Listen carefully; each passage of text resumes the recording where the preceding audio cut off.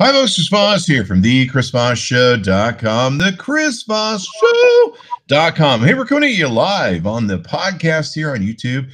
Be sure to hit the buttons on YouTube to subscribe to the show at youtube.com/Chris Voss. Hit that bell notification button so you get all the notifications of everything we do. You can also go to ChrisVossShow.com and subscribe there. Of course, we're on iTunes, on the Chris Voss Show, Google Play, Spotify, iHeartRadio, all the syndication places. You can get all of the podcasts there. And also, we are part of the CVPN. You can go to Chris Voss Podcast Network and see 7 of the different podcasts we have. One for gaming, one for the general, of course, Chris Voss Show flagship.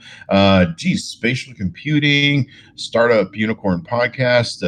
There's a whole mess of them over there. Go see theirs. Book author podcasts, etc. This will be a podcast that's appearing today on 2 of our channels for podcasts. One for Chris Voss Gaming and podcast, and the Chris Voss Show. So be sure to subscribe to either of those if you want to hear more of both.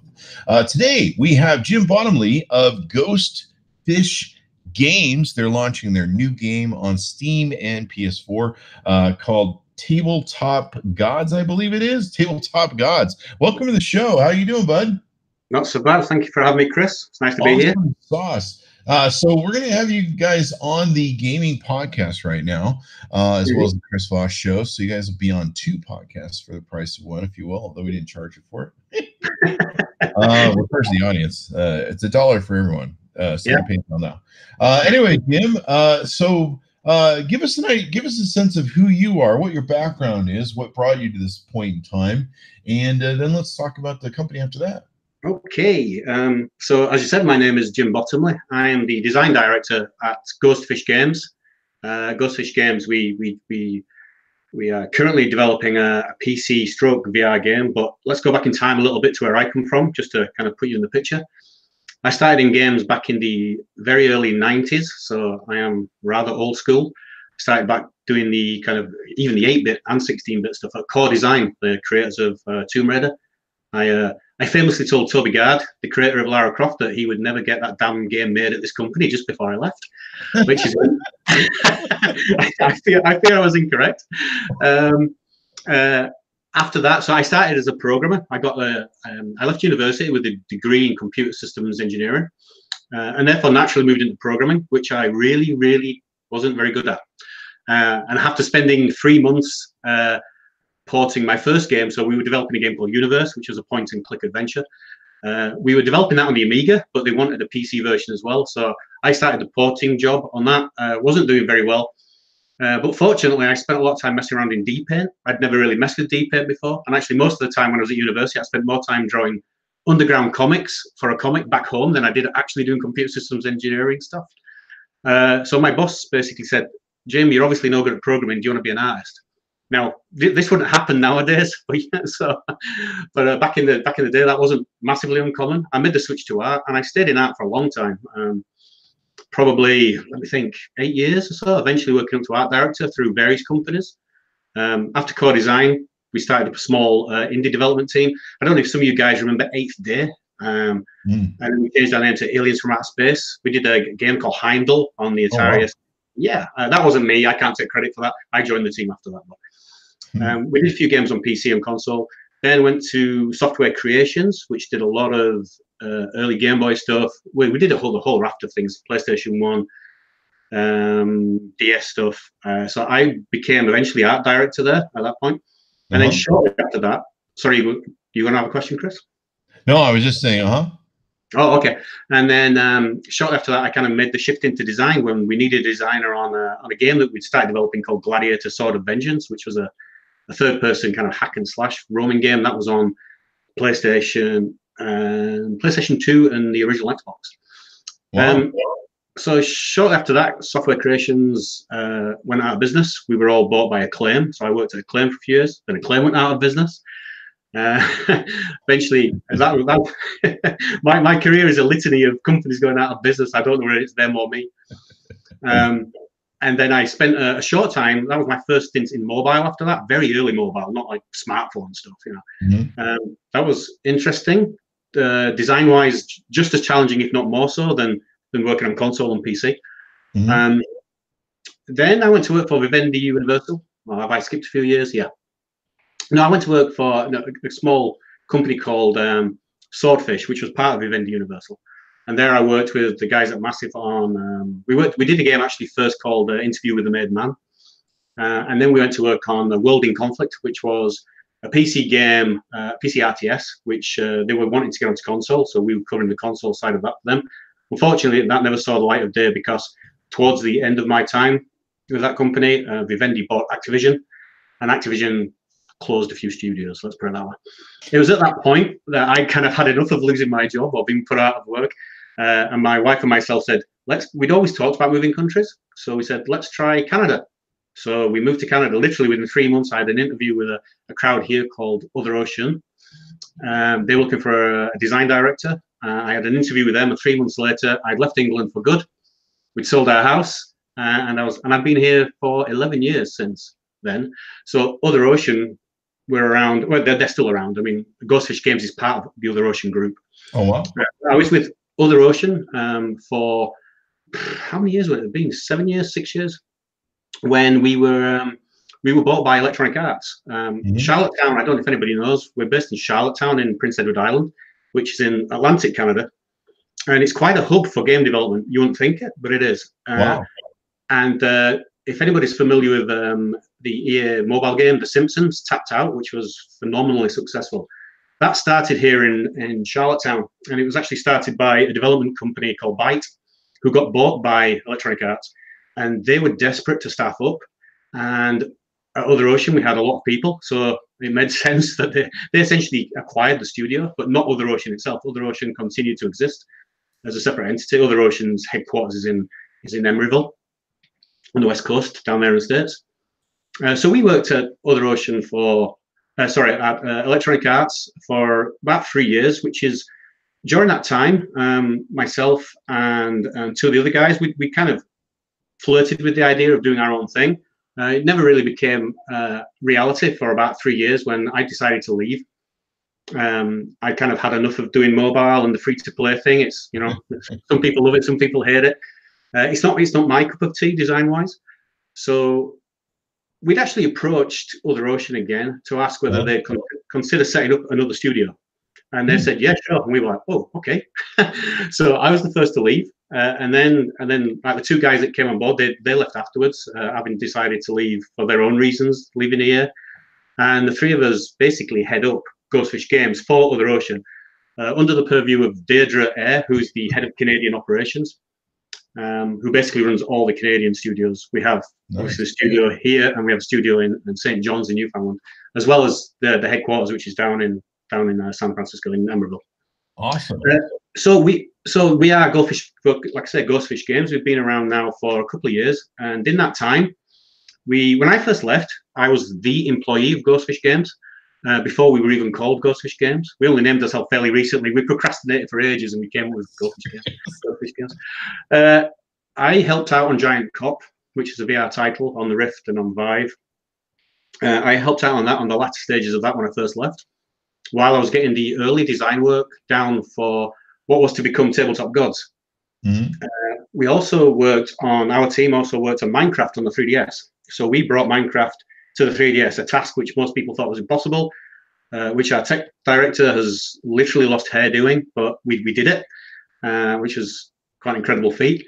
We also worked on bringing Rick and Morty virtual reality from PC to the PlayStation VR. And we got an Emmy nomination for that, which was nice. We didn't win. We got the Emmy nomination.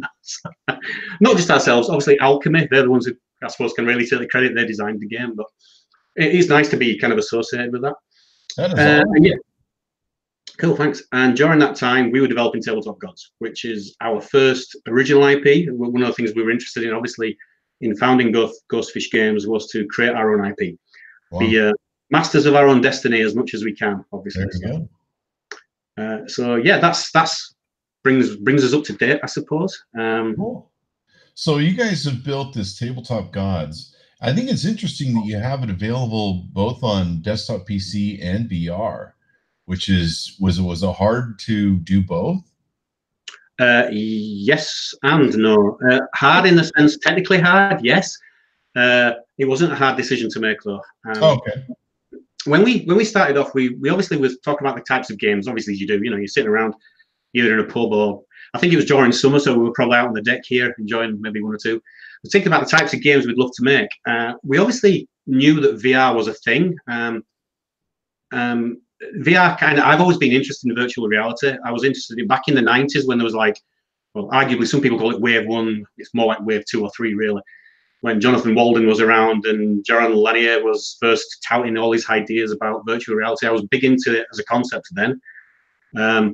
The hardware just wasn't up to it back then. And I've always been interested in doing, a game about VR, based in like the VR medium. So we discussed that as well. But we also said, well, look, VR is, it's a small market. It's really difficult. You've got to be incredibly successful if you want to make money in that market. And, we've got to be realistic and we have to make money. So we designed Tabletop Gods from the offset to be both. We're kind of avid board game players. We love board games and card games. And what we love especially about those formats is the social aspect. We love like players actually being, what we call it co-location, being in the same place as normal people call it, where you actually can talk to people, you can laugh together. There's a real great, and obviously there's online gaming, but it's not quite the same. So we wanted to bring that experience into the video game world. VR obviously makes that possible because, like, in VR you have this sense of being, in a place with other people, which is much stronger than it is non-VR. But we still wanted to give that experience to everybody. So we talked about various ideas, and Tabletop Gods is the one that kind of came through. A kind of an RTS light. We describe it as a cross between Clash Royale and the old Atari classic Rampart, just because it steals ideas from both. We wanted to make a game that was a little bit more in depth than something like Clash Royale, but also very approachable and quick to play. Google had done some research a few years ago now, probably, so I'm not sure how out of date it is now, but they've done some research where they said that people's experience of VR tends to be around the 30 to 40 minute for interactive VR experiences, longer if people watching movies or doing other kind of non-interactive stuff. So we very much took that to heart, and it was kind of in line with what we wanted to do. Have these nice quick experiences that you could have an entire game loop within 15 minutes. You could hop in, have a game, and go and do your business elsewhere. Or you could stay around and you could play multiple games. So what we came up with, like I said, was Tabletop Gods. Nice. And Tabletop Gods is a game where players play the role of gods vying for control in the heavens. The Elder God, this is just the law. It really has a little bearing on the game. It's just a conceit for the game. The Elder God has disappeared, and the gods have decided to hold this tournament to compete for who should be the Elder God. And they're doing this by, obviously, as gods do, in a kind of Ray Harryhausen kind of Clash of the Titans kind of way, is that they're using their minions to do their dirty work for them. So players can choose a faction to bring to a table, and literally it's almost like a coffee table. The tables are not very big at all, and that's so that it heightens the sense of the gameplay. The gameplay is very fast-paced. It's not slow like typical RTSs because we borrowed from Clash Royale, which has that kind of choose a troop, deploy a troop, and then the troops are autonomous. Once they hit the table, they do their own thing. The real trick in both Clash Royale and Tabletop Gods is that you're managing your mana, which is basically how much you can spend to deploy troops. You're managing where to place them, because placement is incredibly important, and then the combinations of which troops you deploy on the table. Give us the website, people. Look it up. You can find it on Steam, Tabletop Gods. There's also a website that you can look on to get more information. Give us the website for that. Yeah, it's www.tabletopgods.com. You can go there and you can find out all about the game there. Just look up Tabletop Gods on Steam and you'll find it there immediately. You can also follow us on Twitter @Tabletop Gods. And if you just do a search on Facebook or on Instagram, you'll find us there as well. Just look for Tabletop Gods, all one word. And then we regularly update all the social channels and stuff with regular videos and teasers and things like that. Yeah. And then how soon do you guys see it coming out on? Now, can I get it on VR on Steam too? Right. Okay. So on Steam, reference to the PlayStation VR that you're coming out with soon. No, on Steam. When you buy it on Steam, and it's $19.99 USD. When you buy it on Steam, you get the PC version, and if you also own a VR rig, you can play it in VR as well. You don't have to. So you can play it just pancake mode is what I've heard a lot of people refer to it as nowadays. Flat screen. Oh my God, there's a term now for 2D games. I know, that's what I've heard. Wow, man, we're already throwing shade on 2D games. Wow. I only heard it. That's where we've gone. Wow. Man, it's so difficult to describe. You know, you've got a 3D game, but it's on a 2D. In the old days, you had 3 games that were 3D. Oh, man. Wow. Now you've got a 3D game, but it's on a flat screen. Wow. It's very confusing. So that's the new VR shaming for people. I know. Terrible. So, but most of our players. Games. Wow.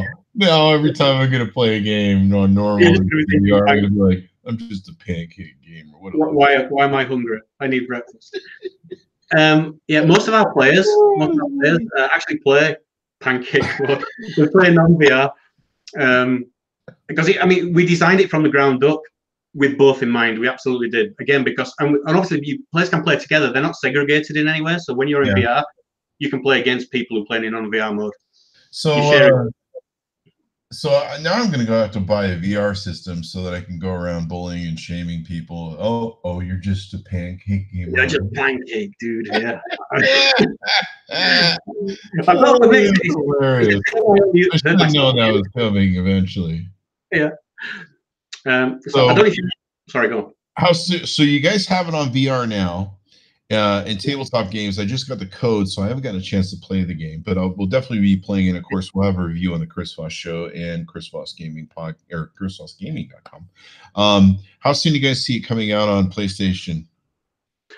We're currently developing it on PlayStation. It's been in development for a while, so we don't have any firm dates. I don't want to. We're making great progress, and we're not years away. We're a few months away. So, but, take that as you will. A few months could mean 3 to 5 or whatever. As for the game, is currently as I said, it's currently in early access on Steam. And again, just to reiterate, non-VR and VR is the same build. You buy the game, you can play it either way you want.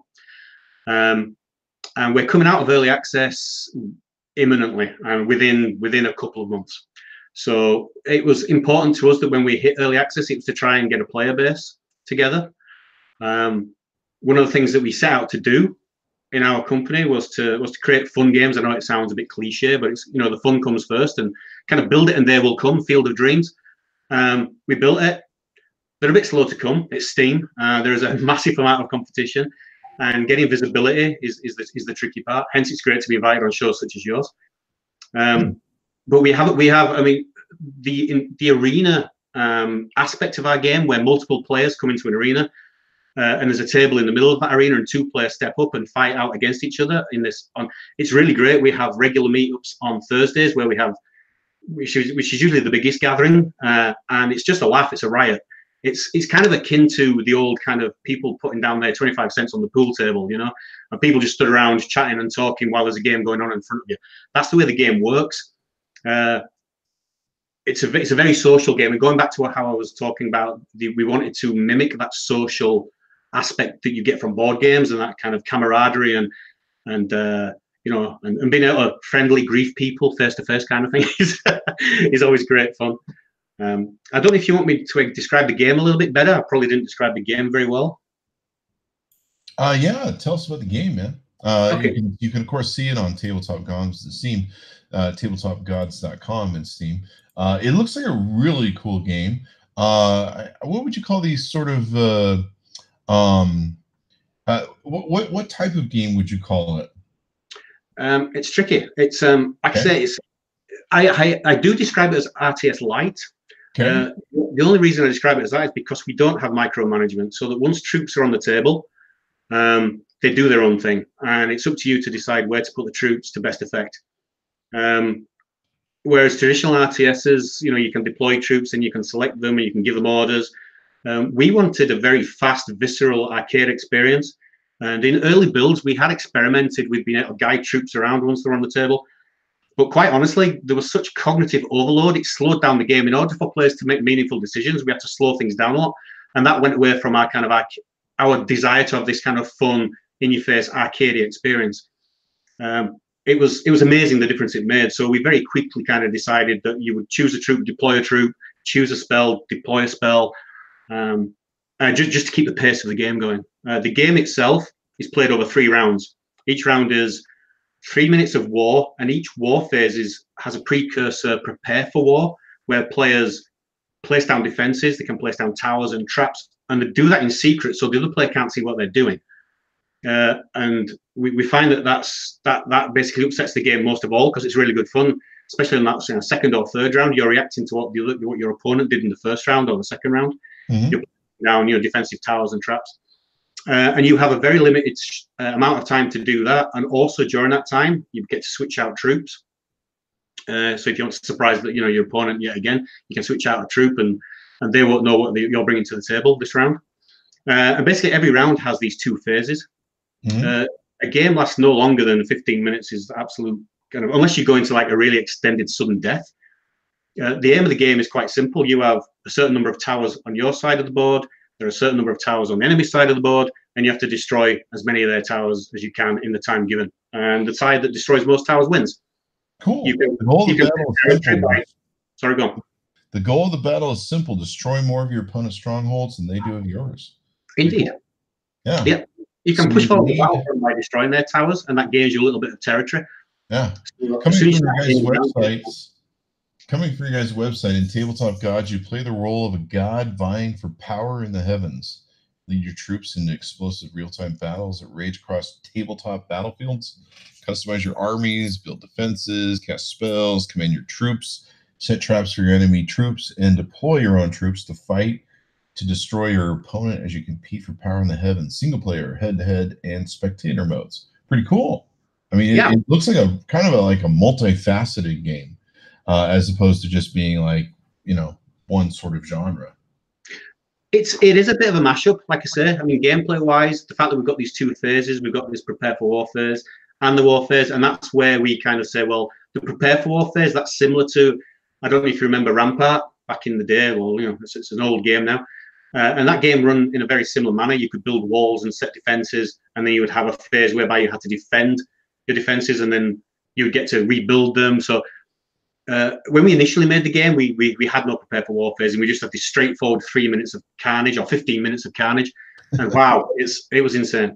So it was our creative director actually down in Micah down in Emeryville suggested, oh guys, you want to do the Rampart thing, you want to split up into phases, and we were like, I'm not sure. And we implemented it, and we went, yeah, that's it. That's what we're doing. That's exactly the thing we need to do. So that's what we do. We have, like I say, each of the rounds has the prepare for war phase and a war phase.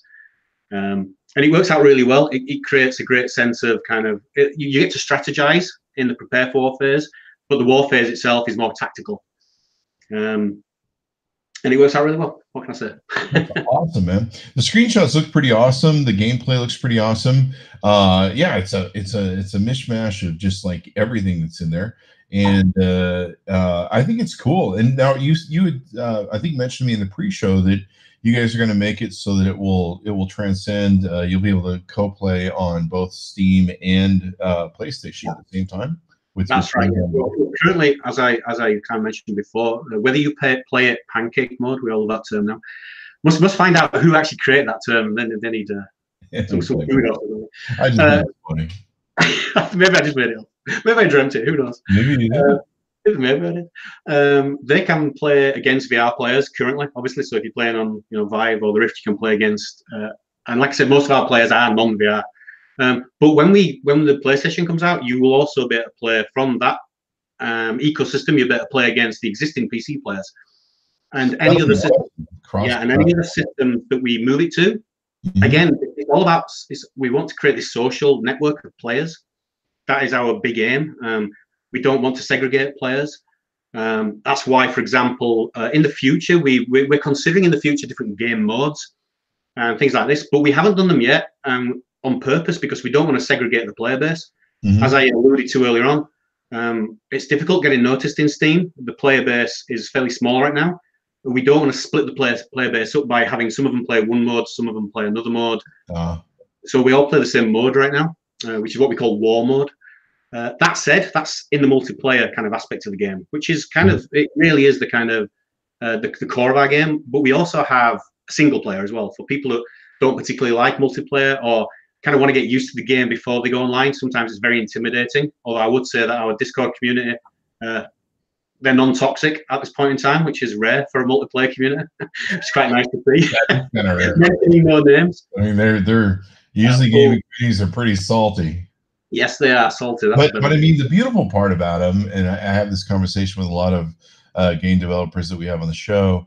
The beautiful part about them, and you know, I've seen Bungie talk about this a lot, is that it's better to have fans that are really passionate about your game. Now, sometimes it's very angry passionate, sometimes it's very loving passion.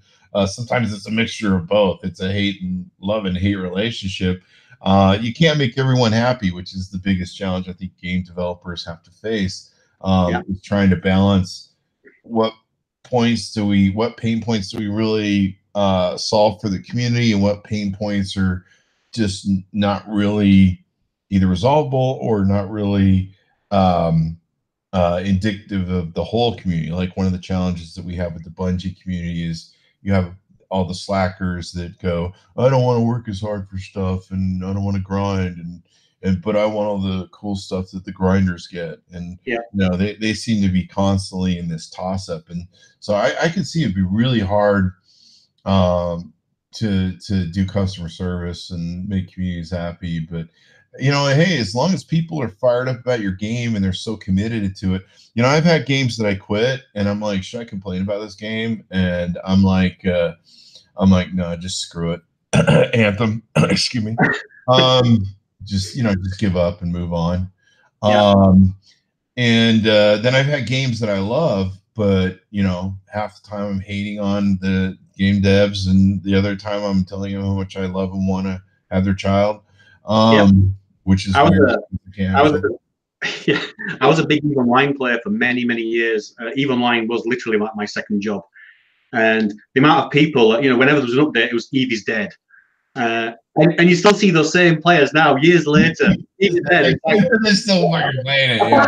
Still playing, and you're not. So, you know, I think it's the same with some of the games. This game's dead. Now it's over. It's over. They've killed it. So, but it's you know, it is interesting. It's like I said, I think he's the lead designer of Magic the Gathering. He basically talks about it's best to have a few people who really love your game than have a game that most people think is okay, because people don't play okay games. They're the games they love. So I mean, I think Anthem might be falling into that sphere right now, where it's like okay, it's kind of like a half drooling idiot game that's riding the short bus or something. No offense to people who ride short bus, I should probably say. They're nice people. I'm not sure about the game though, but you know, I mean, you've got to have a game that really captures you, really hooks you. It's got to be intuitive from the start. It's got to be, you know, there's a lot of stuff that goes into game developing, and gamification, of course, is an important part in developing the storyline, getting people interested in playing through it, and everything else. So anything more we need to know about the game as we wrap up? I'm going to get a chance to play it and review it soon on the Chris Voss Show and the Chris Voss gaming.com. So be sure to watch for that. But anything more we need to know about the game? And I would just say that, you know, you hit on there that game's got to be easy to play, and that was, you know, we wanted this game to be very accessible. We didn't want to confuse things. We didn't want to confuse players. We wanted to basically have players hit the ground running. So you know, we've talked many times about should we have this kind of feature, that kind of feature. And there's nothing wrong with those features that would. But the trouble is, whenever a feature comes up as an idea from either our players or internally, if it overcomplicates the game, overcomplicates the interface, the controls, we kind of have to question whether that's the right thing for the game. So we try to keep everything as simple to understand as possible. Thankfully, that doesn't seem to have it doesn't seem to have affected the depth of the strategy. It's great to see our players come up with new strategies. One of the great things about making games, especially tactical games, you know, RTSs or strategy games, is seeing emergent kind of dynamics and emergent strategies that players come up with, stuff that we'd never even thought of. That we either kind of, it's great, or maybe we've got to look out for degenerate strategies that players create. But our Discord community has been great. We meet up every Thursday. If anybody's interested in Tabletop Gods, we meet up every Thursday as an official meetup. Obviously, players play all week. You can find our Discord. You can find where that lives on Steam. You can find it from www.tabletopgods.com. You can jump into the Discord. You can ask people what they think about the game before you've even bought it. We've got a lot of players there that will answer questions. We're on there all day. We'll ask any questions anybody has. And I would just say that give us a try. You'll be cool. And you guys have the Twitch stream I just checked into. Sometimes you're doing that. I'm going to join you guys' Discord right now. I've got a giant Discord of my own of about 1,000 people, and I'm going to join yours right now. I love Discord. Isn't Discord just a great app for community building and stuff? It's amazing. Yeah, I admittedly, I'm very new to Discord. We created Discord for this game. Our Discord for this game, and my eyes have been opened. I'm old school, you see, so I still send emails and things, and to see things like Discord is an eye opener. It's a fantastic way of keeping in touch with players, getting their feedback. After all, we make games for players, not for ourselves. Well, not entirely for ourselves. You guys even have multiplayer, single player, and a trials and practice mode. So that's pretty we do, yeah. Practice has just been renamed skirmish because it's more of a skirmish, really. So yes, it's just you can go in there, you can decide which faction to play against, which faction you're going to play as, and then you can battle it out against the AI. The trials mode, we actually changed up the rules for trials. So we have several trials arcs. Each arc is 8 matches long, with an increasing difficulty ramp. And players can basically make their way through those. And we have like the normal war mode, which is the war mode you would play in multiplayer. We also have a kill the king mode, where you have to find the enemy's king. He's hiding out in one of the strongholds. So you have to kind of find out where he is, and then you've got to kind of hammer him before he manages to escape at the end of the round. Oh, wow. And we have an orderly destruction, where you have to destroy the strongholds in a specific order, otherwise you fail. And then we have like an insane war mode, whereby it's kind of war mode, but for people who think they're really good at the game, they can have a go at that. Honestly, the last 2 levels of that, our designer, who basically does most of the balancing, is amazing at this game. I can't finish the last 2 on that mode, but he can. He showed me. I know it's possible. So. I've always thought it was funny sometimes when I meet game developers and like some of the folks that work at the place, they can't. Oh man, on Thursday. Yeah, we have this meetup, and some of the players, I honestly, it's my game. I'm the first person who started on this game. The seed came from me obviously, like I said, myself and the founders, we came up with the idea together. But I've worked on this probably like the longest in terms of any of us, and I am quite possibly one of the worst at playing it. Terrible. So. Well, I think that's good, because I think if everybody at the gaming place can play the game really well, I don't think that builds a good game, in my opinion. You can correct me if I'm wrong, because I've never been a game developer, and I don't work at a game developer thing. But I've kind of analyzed this as I watch different game developers and interviewed them and seen interviews of them. To me, if I want game developers working in a game developer shop that can't beat the game and that struggle with it, so they understand what players that struggle go through. You know what I mean? And so they have that. They have that customer service or that customer awareness of what the struggle is like, because if everyone can beat the game, it might not be challenging enough for your high-level players. You're right. One of the problems as a designer that you fall into is that you get very, very familiar with your own game. You get very, very good at your own game. So when you're actually doing the difficulty balancing, you can bet your first pass on difficulty balancing is way, way too difficult. I think that's what happened with Anthem. People got drinking their own Kool-Aid like way too much. They got higher in their own supply too much.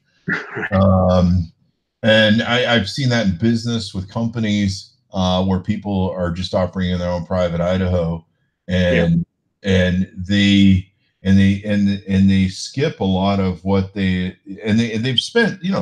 Honestly, when you guys build games, sometimes you guys are building games where you're spending years and years, and some companies 8 to 10 years to build a game, and you get so deep in like, we know everything about this, and it's so second nature to us, but they don't realize when they deliver it to the consumer is like, it's a stranger in a strange land. It's hard to see things with a fresh perspective. Yeah.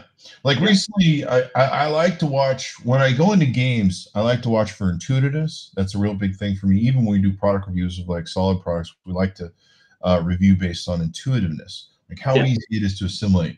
Like I don't like a product or game where I got to go read a damn manual to figure out how to play the game. And so I like it when there's those breadcrumbs, this gamification breadcrumbs that are put into a game, especially at the start, that's teaching you about stuff. It used to be I was an impatient player. I'm like, wow, screw this noise. I don't want to be trained. But now I realize how important some of that stuff is. And it is frustrating when companies, they don't know how to do the training properly. When they like go, you're going to go through a forced training. Don't put me through a forced training. Put me through some sort of breadcrumb steps, or I don't know what you guys call it, but some sort of process that, okay, here's a step in the game. Here's the big thing. Like one of the games I'm reviewing right now is Metro Exodus, and they do a really good job of going, here's another step, here's another teaching mode for you, and you don't really think about it until afterwards. You're like, oh, that was a teaching moment. Okay, so this is something I need to learn. So it's really cool what you guys do with game development and the challenges you guys have to overcome, because it is tricky. That onboarding or first time user experience, the FTUI, as it's sometimes referred to, is important. It's also incredibly demanding development wise. Our game is, although it's easy to play, we've had feedback from players like, well, okay, I know how to place troops in the field, but I don't know which troops to place, when they first play. I don't know why should I put this one as opposed to others. So actually one of the features that we're implementing right now is a help tooltip system, so that they can turn that on, and as they look through the roster, it gives them some hints as this troop is good at this, it does these kind of things. It's something that I'll agree we can do better at in Tabletop Gods and in many other games, but I won't speak for them. So it's something we're very mindful of. We just have to place it kind of. We have to kind of value it amongst other demands and in development. But I agree with you. I totally agree with you. It's very important, especially in this day and age. And how we segued off this, I mean, that's what I like about when there's people at a game developer community that can't totally master a game, or they struggle with it, is because they kind of get to see the front end steps. They're not so deep in the game that they can't see the forest for the trees, if you will, I guess. So. I just put it down to my old slow reactions nowadays. So. Cool. Well, I joined you guys Discord. I followed you guys on Twitch, and it'd be really cool. We'll be introducing our audiences to it, of course, and we'll be doing a full review of Tabletop Gods on the Chris Voss Show and Chris Voss gaming.com. So be sure to watch for the full review on that and all that good stuff. Any last thing you want to give us as we part here, bud? I would just say, if anybody's interested, join the Discord, ask questions. Like I said, the community is very, very friendly right now. Nice. All the reviews on Steam have been great so far. We just need more. So do some reviews if you can. But be sure to check it out, guys. And I think it's a good-looking game. Go check out their website, and I believe it's tabletopgods.com, isn't it? That's the one. There you go. There you go. Anyway, folks, we appreciate you guys tuning in. Be sure to give us a like, subscribe to us on YouTube, hit that bell notification button. Go to youtube.com/Chris Voss. Follow us, of course, on Twitch. You can find us on twitch.tv/Chris Voss. You can see a lot of the interviews that we're doing here for gaming. We're actually uploading to the podcast over there. So you can see them on Twitch TV if you just really hate YouTube, so there's that. Also go to chrisvossgaming.com. You can go to thechrisvossshow.com and see all the different gaming reviews we're doing and interviews we do. Of course, we have our own Discord, so you can look that up. And also take and go to the Chris Voss Podcast Network at chrisvosspodcastnetwork.com or the CVPN to see the 7 other podcasts that we have. Anyway, thanks for tuning in. We certainly appreciate you guys. We'll see you next time.